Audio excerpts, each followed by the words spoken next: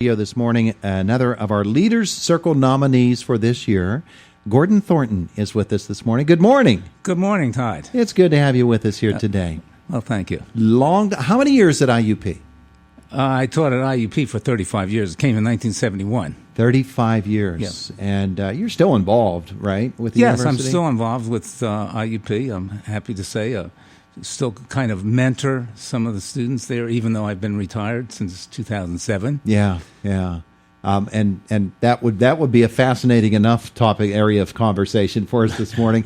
But I want to talk about Leaders Circle, and you are a nominee for Male Civic Leader of the Year. Yes, quite an honor to be in amongst a terrific group of male nominees. And nominated by the Visiting Nurse Association. That's correct. Yeah. It was a great honor to be selected by them for this. How many years have you worked with the visiting nurses? Well, this is probably one of the reasons why they nominated me.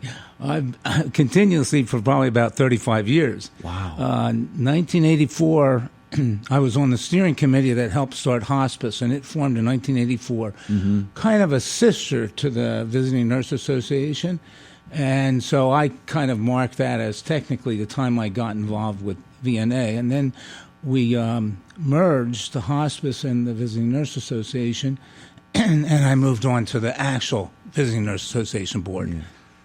Your coursework at IUP fits in so nicely with the mission of VNA and hospice before that. For folks who don't know, tell them about the general direction of your coursework at IUP. Oh, well, probably the most important one is that I got involved in teaching a course called The Psychology of Death and Dying. And from that course, I, of course, realized how important it was to have a hospice program, which is for terminally ill people, providing support to the family and the patient, pretty much palliative care. And kind of as an offshoot of that was, of course, being involved in starting the first hospice here in Indiana County. Yeah. Now, I got involved in death and dying. I'm a cognitive psychologist. I don't have anything to do with this clinical stuff. But I did teach lifespan development. And end-of-life issues was so fascinating for students, I felt like there was a need to have a course in it. And I think it was a pretty successful course, and taught it from 1975, one of the early educators in death and dying movement. In the time since then, since 1975, have the parameters, have the ways in which we treat death and dying issues, have they changed all that much? You know, it's really tough for families and people facing death and dying. And that's always stayed the same. I think there are lots of changes. I mean, you know, in 1975, we didn't have hospice, hardly any place. And now we know it's important to provide comfort care to people in the last years of their lives. We've found that we should include patients more often in the decisions about medical treatment, and not just dying patients. Any patients in any form of treatment need to be actively involved with that. So I think that's changed, and certainly preparation for end of life, things like a living will, durable power of attorney. Those are things that certainly existed in 75, but I don't think that many people were aware of it, nor that many people involved in doing things. A good point would be the right to die legislations, like in the state of Washington and Oregon, where if you're terminally ill with 6 months less to live, you can ask for a prescription to take a pill that would end your life. And you know that was a new change, but that was part of the change in looking at patient autonomy. So why I say patients need to be involved in their care and informed about it is because patients have the autonomy, the independence to make decisions. So I think there's been a lot of changes, but I'll tell you, it's still tough for people facing the death of a loved one, or either while they're dying. When they're dead, there's not going to be any cure for that. I mean, that's when you go through the grief process.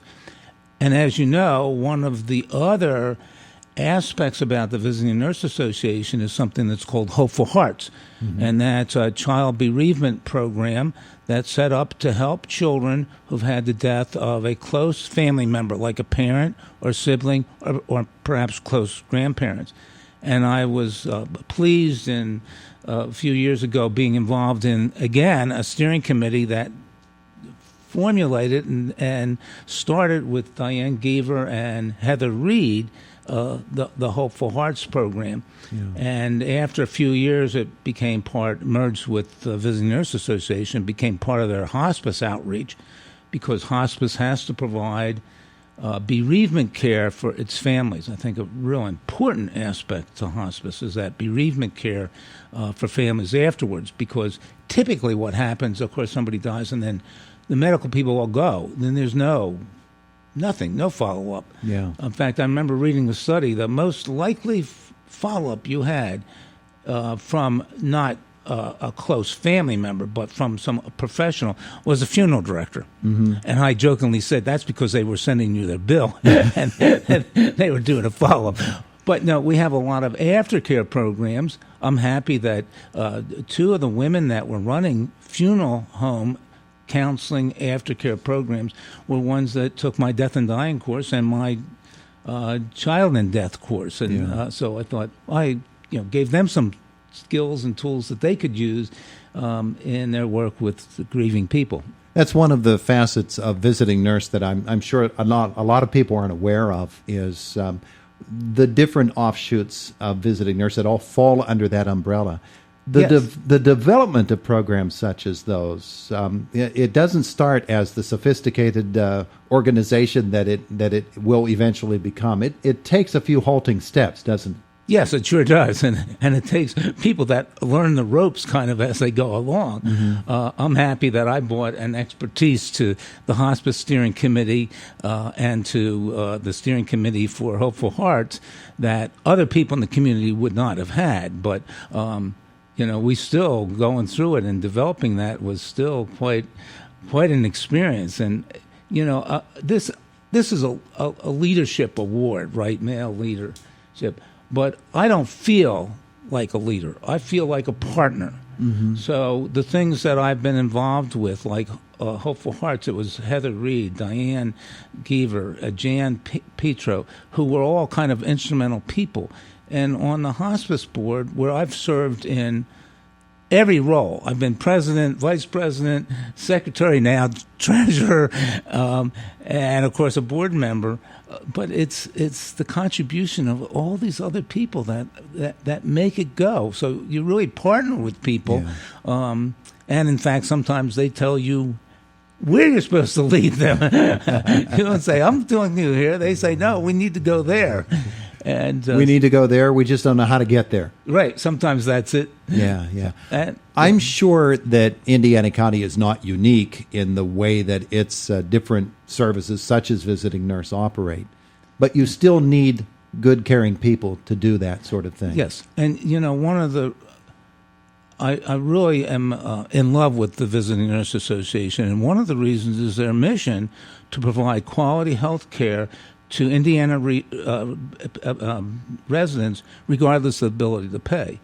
There have been years in which we've spent over $500,000 in charitable or subsidized care. And, of course, part of that comes from the contributions that people make in ways of donations. But I don't know of any other home care, and there's many here. And there are many hospices that have come into Indiana County that have that kind of mission as part of their overall statement of purpose. And so I really think that the Visiting Nurse Association has a lot to offer our community, and of course wonderful staff people from the CEO down through the nurse through the home health aides. I can't think of people that are more of a pleasure to meet. As you have been serving for so many years with Visiting Nurse in all of these different capacities, there's always the need to bring younger people into and to mentor them into becoming a part of the organization and helping lead it into the future. Are there those people now with Visiting Nurse? Oh, sure. There are younger people that are coming in all the time, both as nurses, as home health aides, as Hopeful Hearts brings in many volunteers. Hospice brings in many volunteers.